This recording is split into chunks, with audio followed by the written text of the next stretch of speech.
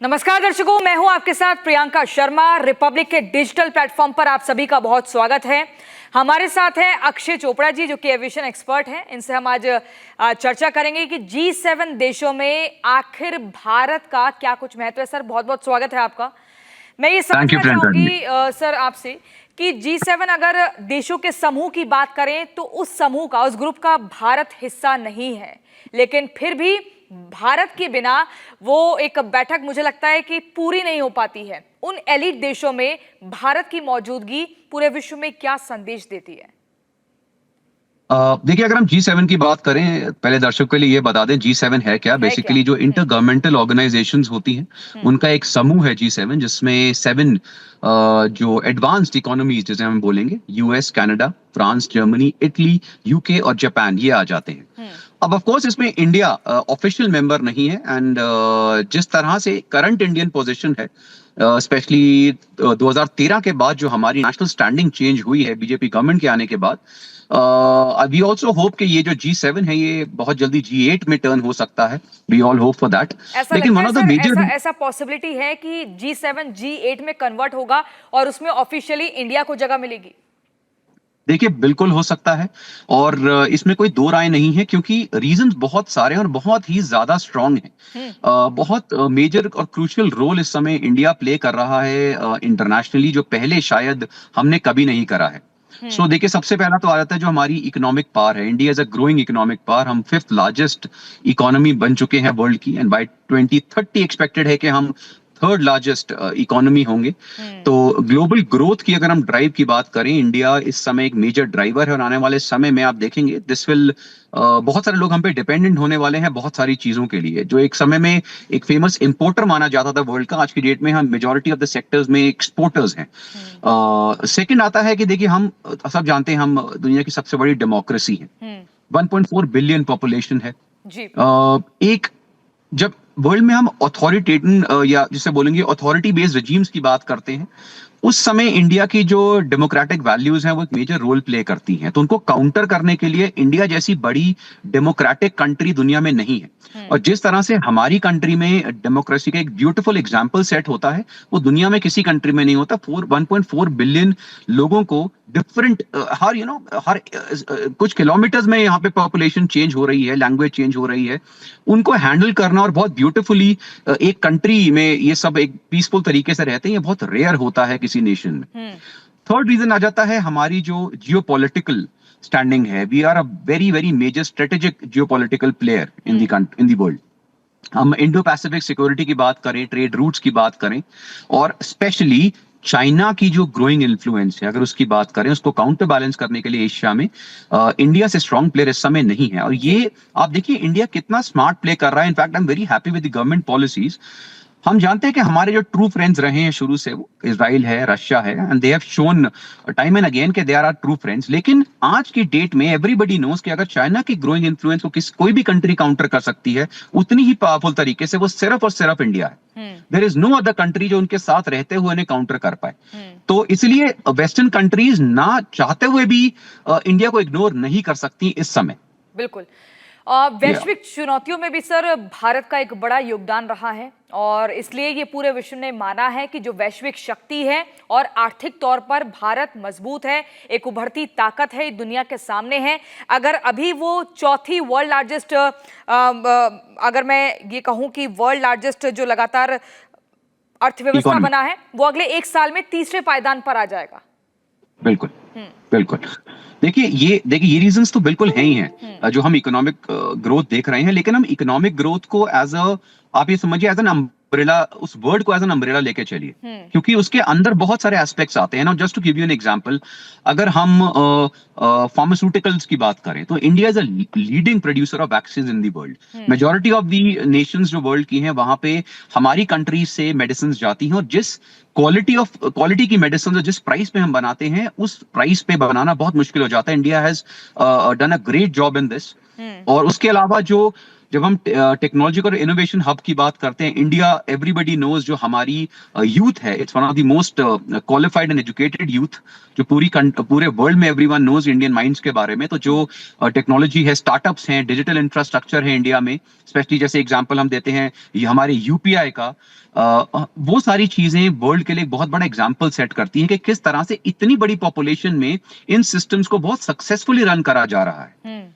उसके साथ साथ अगर हम बात करें ग्लोबल साउथ की, जैसे इंडिया जो है एक पूरे वर्ल्ड में क्रेडिबिलिटी, डाइवर्सिटी लेकर आती है, जिस तरह की हमारा कल्चर है, तो हम एक बहुत स्ट्रॉन्ग सॉफ्ट पावर की तरह भी एक्ट करते हैं। It is not just the military power. India के मिलिट्री माइट के बारे में सबको पता है, और विद ऑपरेशन सिंदूर हमने इसको ऑलरेडी प्रूव कर दिया है। लेकिन जब हम सॉफ्ट पावर की बात करते हैं, वासुदेव कुटुंबकम की जब हम बात करते हैं, तो वहां पे भी इंडिया का एक बहुत ब्यूटीफुल एग्जाम्पल आता है। तो अब इतने सारे फैक्टर्स जब आते हैं, तो even the most developed nations know कि इंडिया को हम इग्नोर नहीं कर सकते, इग्नोर नहीं किया जा That's why सकता। आप देखेंगे कनाडाई प्रधानमंत्री की अगर मैं बात करूं, मार्क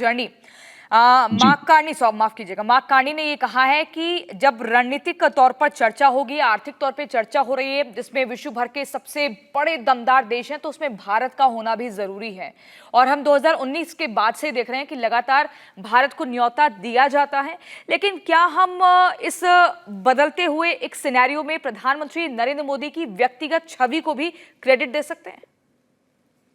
देखिए, कई बार क्या होता है ना, हम अपने देश में रहते हुए ना, हम अपने खुद के लोगों की इंपॉर्टेंस समझ नहीं पाते। बिल्कुल। मुझे नहीं लगता कि 2013 के बाद जो इमेज इंडिया की चेंज हुई है, वो पहले कभी थी। जिस तरह से हमने इंटरनेशनल रिलेशंस बिल्ड करे हैं, इसमें ऑफ कोर्स प्रधानमंत्री मोदी हुए, और हमारी जो पूरी कैबिनेट की जो सेटअप है हमारा इस समय बीजेपी का, जिसमें जयशंकर साहब आते हैं, जो he is been one of the most successful foreign ministers.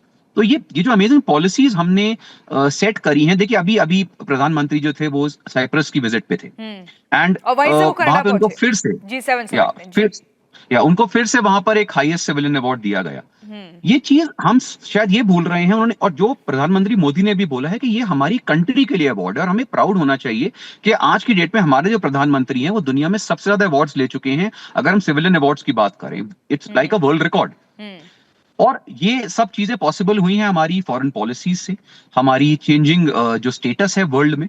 India already G20, BRICS, SCO, Quad और बहुत सारे फोरम्स का ऑलरेडी परमानेंट मेंबर है, की मेंबर है। एंड आप देखेंगे बहुत जल्दी, चाहे हम सिक्योरिटी काउंसिल की बात करें या हम G7 की बात करें, India will be a permanent member very soon, if not today then maybe tomorrow. अच्छा, चीन के मुकाबले सर भारत की जो रणनीतिक भूमिका है, उसको क्यों सराहा जा रहा है, उसको इतना प्रेज क्यों किया जा रहा है?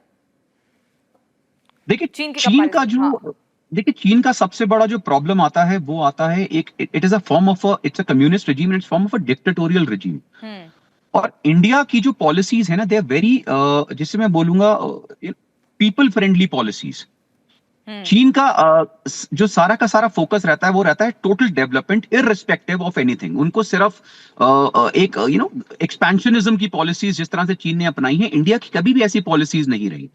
इंडिया की हिस्ट्री जो रही है कि हमने कभी किसी पर अटैक नहीं करा, हमने कभी किसी को एक्सपैंड करके कॉन्कर नहीं करा, ये आज भी ट्रू है। तो एक तरह से वेस्टर्न नेशंस जब हमारे को देखती हैं, तो सिर्फ हमारी इकोनॉमिक पॉलिसीज, हमारी सॉफ्ट पावर और इन चीजों को ही नहीं देख रही, वो हमें एज अ ब्यूटीफुल एग्जाम्पल देख रही हैं, एक एज अ फैमिली, जिसे हम ग्लोबल फैमिली की तरह बोलेंगे, जहां पे पीसफुल तरीके से भी आप इकोनॉमिक ग्रोथ को देख सकते हैं। You don't have to have that expansionism policies कि आपको दूसरों को कॉन्कर करना है, आपको दूसरों को परेशान करना है, अपने नेबर्स को, तभी आप ऐसा कर पाएंगे। आज की डेट में अगर हम चाइना को देखें, सिर्फ G7 मेंबर्स ही नहीं, उसके हमारे आसपास की सारी जो countries, it's whether you have Japan, Taiwan, you have Bhutan, Nepal, India, everybody knows कि चाइना जो है उनके लिए एक थ्रेट की तरह उभर रहा है। लेकिन ये आप किसी भी कंट्री से पूछेंगे, उनको इंडिया से ऐसा कभी भी थ्रेट नहीं हुआ है। तो ये भी जो एक इमेज है ना इंडिया की, ये बहुत इंपॉर्टेंट है, बहुत इंपॉर्टेंट इमेज है। लेकिन सर, मैं ये भी समझना चाहूंगी कि भारत जैसे देश ही G7 की रेलेवेंसी,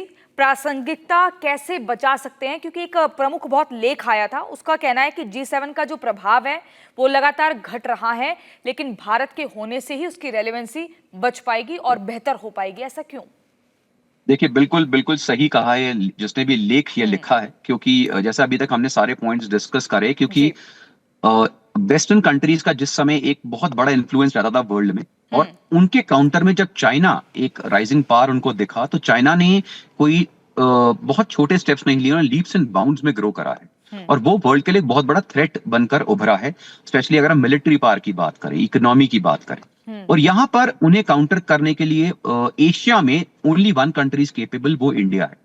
तो जैसे हमने बात करी, हम टेक्नोलॉजी की बात करते हैं, एक ग्लोबल डेमोक्रेसी की बात करते हैं, उन सारे फैक्टर्स को हम कंसिडर करें तो इसमें कोई डाउट ही नहीं है कि वेस्टर्न कंट्रीज अभी रियलाइज कर चुकी हैं कि India is the only country आने वाले समय में जो सिर्फ चाइना को ही नहीं काउंटर करेंगी, बल्कि जो लूप होल्स हैं G7 के अंदर, जैसा हमने देखा, जो एक ऑथोरिटेरियन जो रिजीम्स होती है, अथॉरिटी बेस्ड रिजीम्स होती है, डिक्टेटोरियल रिजीम्स होती हैं, उनको काउंटर करने के लिए इंडिया एक बहुत बड़ा एग्जाम्पल बन के निकलती है। इसलिए इंडिया का इस समय आप देखेंगे सिर्फ G7 नहीं, मेजर जितनी भी वर्ल्ड की बॉडीज हैं, उन सब में they want India to be a member now. बिल्कुल, और बहुत ही महत्वपूर्ण देश भारत माना जाता है, उभरती ताकत के तौर पर देखा जाता है।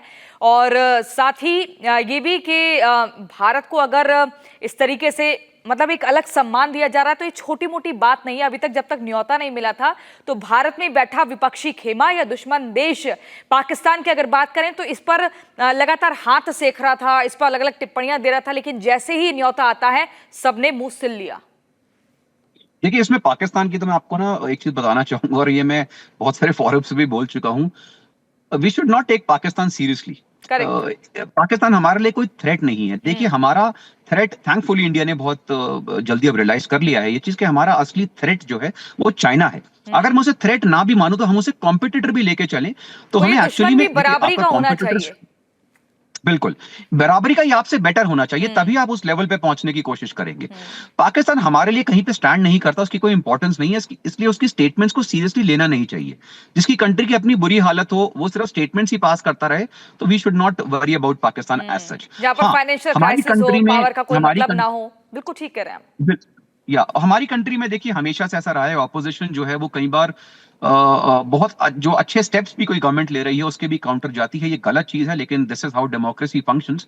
तो ये तो चलता रहेगा, क्योंकि अगर अच्छी चीज होगी तो बुरी भी साथ साथ चलती रहेंगी, बुराई कभी खत्म नहीं होती। एम ये होना चाहिए कि अच्छाई का बैलेंस जो है वो हमेशा भारी रहे। Akshay Chopra ji, aviation expert sir, आपका बहुत बहुत शुक्रिया हमारे साथ जुड़ने के लिए। बहुत ही महत्वपूर्ण बातों पर आपने अपनी राय रखी और ये बताया कि कैसे G7 समूह जल्द ही G8 में कन्वर्ट हो सकता है और उसमें जो 8वां मेंबर होगा वो भारत हो सकता है, क्योंकि भारत एक दमदार उभरती शक्ति के तौर पर विश्व में देखा जा रहा है। एक ऐसा लोकतांत्रिक देश है जिसकी तरफ हर कोई देखता है और बहुत कुछ सीखता है, ये बाकायदा बड़े बड़े मंचों से कहा गया है। तो इस वीडियो में इतना ही। ये वीडियो अगर आपको बहुत ही इंफॉर्मेटिव लगी हो तो कमेंट सेक्शन में जरूर बताइएगा और जल्दी से जाकर रिपब्लिक के इस डिजिटल प्लेटफॉर्म को लाइक करिए, शेयर करिए, सब्सक्राइब करिए। Thank you. Thank you very much.